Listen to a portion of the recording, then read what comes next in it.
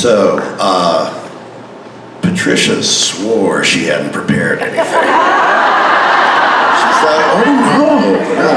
Which means either she played me or she just knows all that stuff in her head, like a grown-up would.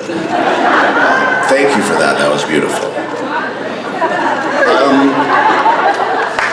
Now, let's talk about me.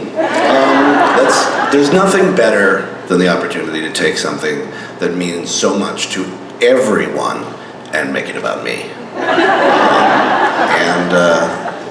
So I think we should do a little he for me. What can you do for me? I've thought about this.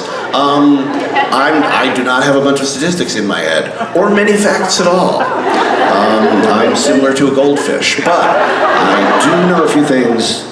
And one of the things that attracted me so much to this organization and this movement is the very simple personal part of it. Obviously, everything that Patricia talked about has to be addressed, and there are so many things within the industry which we haven't really covered yet that are, systemic and endemic that we can gradually or suddenly change. But what really appealed to me is the fact that this movement speaks very gently to people on a personal level, on a very simple interpersonal level.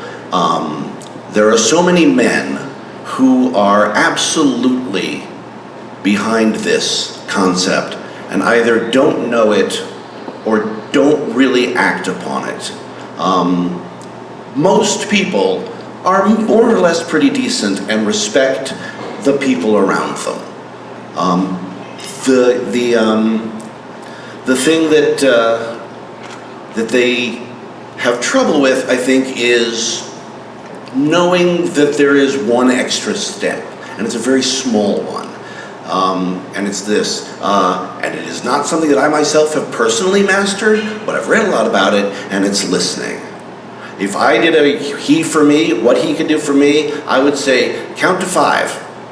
I would say count to 5 every single time before you interrupt a coworker, before you compliment someone on something in the workplace, before you reprimand your daughter, before you compliment your daughter, before you explain. Take that extra few seconds and listen. Let the sentence finish. Let it sink in. Understand the perspective. The thing Sean talked about, those moments of like, oh my God, my teacher's a person. They happen to me all the time. I have been studying feminism. I have been talking about it. I have been trying to work with it as a concept artistically and as an activist. This year alone, 3 times at least, I've gone, oh my God, that's what it's like?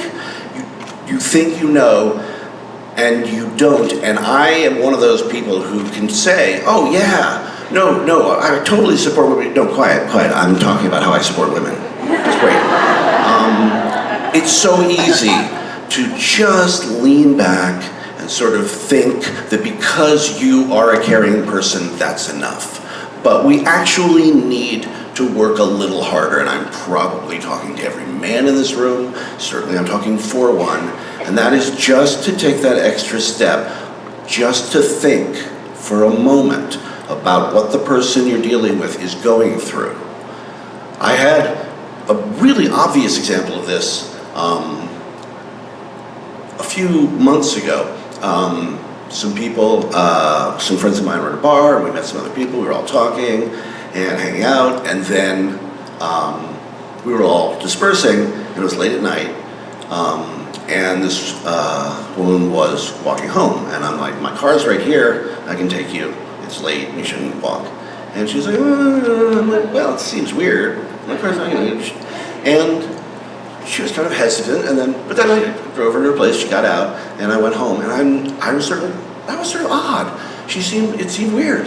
And then I did the math. I was like, oh my God, I must have been terrifying. I mean, in my mind, I was like, your carriage awaits, madame. And in her mind, I was like, it gets into the van.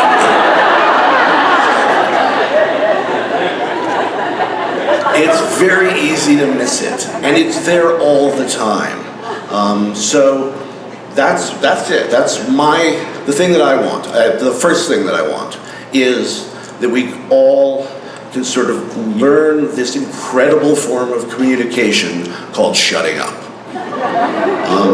And believe me when I say I really need to. The second thing that I would like is never again to win an award just for being a decent person.